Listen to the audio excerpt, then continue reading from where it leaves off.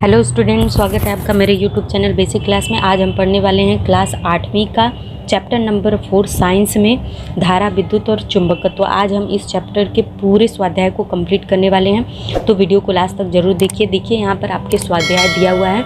यहाँ पे स्वाध्याय में पहला प्रश्न क्या दिया हुआ है देख लीजिए।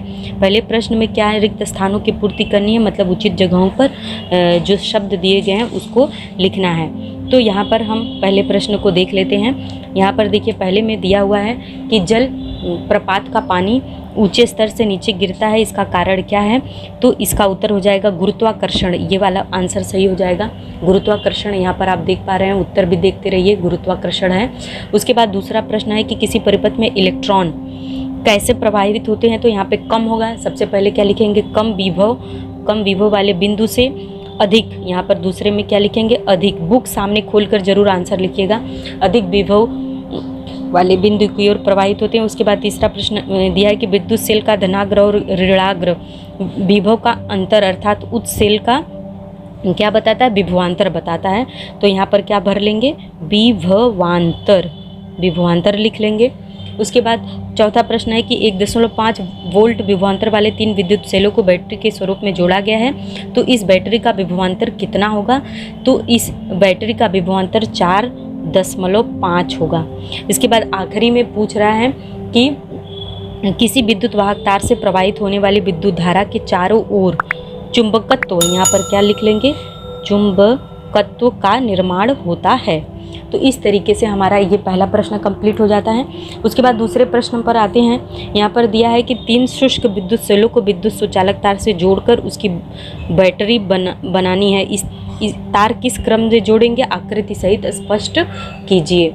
तो आपको इसका आंसर जब देना है तो इस तरीके से देंगे हम स्क्रीन पर कि यहाँ पर हम दो शुष्क सेलों का संयोजन देख पा रहे हैं। इस तरीके से इसका डायग्राम बना लेंगे, क्योंकि इसमें डायग्राम बनाना है। या फिर 3 का अगर बनाना रहेगा तो यहाँ पर देखिए 4 का आपको डायग्राम दिख रहा है। इस तरीके से 4 शुष्क सेलों को जोड़ा गया है। तो इस तरीके से हम इसको जोड़कर जो है बना लेंगे यहाँ पे। इसके बाद इसका आंसर लिखना रहेगा। तो ये डायग्राम बनाने के बाद पेज नंबर अपने बुक के पेज नंबर जो है 26 पर आ जाइए और वहाँ पर सेलों का संयोजन आप देख पा रहे हैं। यहाँ पर स्क्रीन पे सेलों का संयोजन जो दिया है, ये पैराग्राफ आप पूरा जो है लिख लेंगे अपने नोटबुक पर। उसके बाद इसको याद करेंगे या इसके हिसाब से प्रिपरेशन करेंगे। सॉरी, ये पेज नंबर 25 पर है, 25 पर आप देख पा रहे हैं। पेज नंबर 25 पर जाकर इसका आंसर कंप्लीट कर लेते हैं। हम आगे बढ़ते हैं अगले प्रश्न पर। तो यहाँ पर देखिए अगला प्रश्न दिया है कि अगर किसी विद्युत परिपथ में एक बैटरी तथा एक बल्ब जोड़े गए हैं और तथा बैटरी में 2 समान विभवांतर वाले विद्युत सेल संयोजित किए गए हैं, यदि बल्ब प्रकाशित न होता हो तो वह किस कारण प्रकाशित नहीं होता, इसकी खोज करने के लिए तुम कौन से परीक्षण करोगे। तो यहाँ पर दिया है कि यदि तुम बल्ब अगर फिलामेंट देख सकते हैं तो जांचो कि वह अखंड है या टूटा हुआ तो नहीं है। जांच देखो कि सेलों की उचित प्रकार से, मतलब प्लस माइनस जोड़ा गया है अथवा गलत ढंग से जोड़ा गया है। यदि उन्हें गलत ढंग से जोड़ा गया है तो दर्शाए अनुसार जोड़ा गया हो तो कुल विभवांतर 2 वोल्ट प्लस माइनस 2 वोल्ट बराबर 0 होगा। अतः ऐसी आकृति होगी, मतलब माइनस प्लस इस तरीके से अगर जोड़ा गया है तब तो सही है, और इस तरीके से उसको जोड़ लेंगे तो ये इसका आंसर हम कंप्लीट कर लेंगे। आगे दिया है कि प्रत्येक 2 वोल्ट विभवांतर वाले विद्युत सेल के नीचे आप देख लीजिए यहाँ पर स्क्रीन पर, विद्युत सेल के नीचे दर्शाए गए अनुसार बैटरी के स्वरूप में जोड़े गए हो तो उस बैटरी का कुल विभवांतर ज्ञात कीजिए। तो यहाँ पर आप देख पा रहे हैं कि यहाँ पे एक तरीके से प्लस माइनस और दूसरा है प्लस माइनस। यहाँ पे 1 2 3 बैटरी और यहाँ पे 4 बैटरी जोड़ी गई है। पहले का आंसर 6 वोल्ट आएगा और दूसरे का 8 वोल्ट। क्यों? क्योंकि 3 सेल श्रेणी क्रम में अगर जोड़े गए हैं तो कुल विभवांतर 2 धन 2, मतलब 3 सेल जोड़े गए हैं, 2 वोल्ट का अगर जोड़ा गया है तो 6 वोल्ट आएगा, मतलब इसका विभवांतर 6 आएगा। और अगर 4 सेल श्रेणी क्रम में जोड़े गए हैं तो कुल विभवांतर 2 धन 2, मतलब 4 बार इसको जोड़ लेंगे तो इसका 8 वोल्ट इसका उत्तर आ जाएगा। इसके बाद अगले प्रश्न पर आते हैं। शुष्क विद्युत सेल की रचना करनी है हमें, कार्य और उसका उपयोग संक्षिप्त में उसका वर्णन करना है। तो यहाँ पर देख लीजिए आप स्क्रीन पर शुष्क जो है शुष्क विद्युत सेल की कार्य रचना और इसका वर्णन यहाँ पर स्क्रीन पर देखिए। इस तरीके से इसकी रचना बनानी है। इसके बाद लिखना है कि लेड अम्ल विद्युत सेल में लेड ऑक्साइड तथा सल्फ्यूरिक अम्ल में डूबे होते हैं। सेल के पदार्थों की रासायनिक अभिक्रिया में दोनों विद्युत त्वग्रों पर विद्युत अवशेष तैयार होते हैं और परिपथ में लगे उपकरण जैसे विद्युत कौन कौन से विद्युत बल में विभवांतर प्रवाहित होती है। और लेड ऑक्साइड विद्युतग्र पर धन आवेश और लेड विद्युतग्र पर ऋण आवेश तथा दोनों विद्युतग्रों में विभवांतर लगभग 2 वोल्ट होता है। दोनों विद्युतग्रों के मध्य यदि किसी बल्ब को लोड के रूप में वाय परिपथ में जोड़ा जाए तो उसमें विद्युत धारा प्रवाहित होती है। यह अधिक मात्रा में विद्युत धारा की आपूर्ति कर सकता है। इस प्रकार के सेल का विद्युत विसर्जन यानी कि इलेक्ट्रिक डिस्चार्ज होने के बाद भी उसे पुनः विद्युत आवेशित कर सकते हैं। तो इस तरीके से हम जो है ये प्रश्न लिख लेते हैं। अगला और आखिरी प्रश्न दिया है कि विद्युत घंटी की रचना व कार्य की आकृति, यहाँ पर देख लीजिए विद्युत घंटी की रचना व उसके कार्य की आकृति बनानी है। तो चलिए ये भी आंसर कर लेते हैं। यहाँ पर देखिए आपको ये विद्युत घंटी की रचना दिख रही है। आप वीडियो को एक बार मैं जूम कर देती हूँ। आप वीडियो को पॉज करके स्क्रीनशॉट लेकर ये डायग्राम बना सकते हैं। आपके बुक में भी रहेगा, वहाँ से बना लीजिए।